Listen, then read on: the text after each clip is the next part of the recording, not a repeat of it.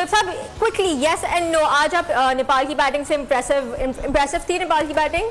या I think 80% the reason is कि जो दो प्लेयर्स ने खेला है वो बेसिकली दोनों ने एक एक चांस दी।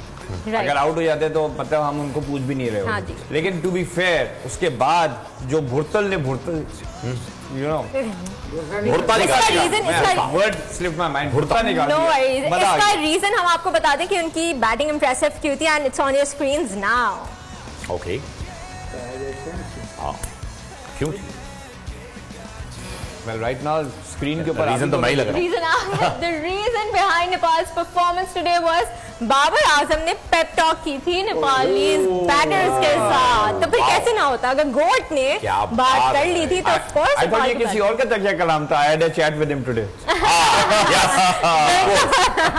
Nicely put. अब बाबर की तरफ चली गई। गौतम गंभीर जो है वो बहुत ज्यादा गंभीर हो चुके हैं और वो कह रहे हैं when you play on the field for your national team you must leave the friendship outside the boundary रोप। तो भाई ये उनको किसी ने बताया नहीं कि मैच से पहले दिन की बात है।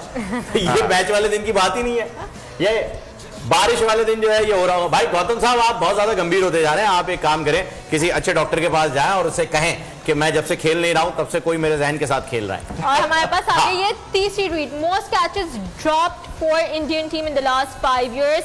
विराट कोहली 37, श्रेयस अय्यर 11, अर्शदीप सिंह 9, केएल राहुल 6 और मोहम्मद शामी 5। ओहो, पता है इस स्टैट के ऊपर मैं क्या कहना चाहूंगा?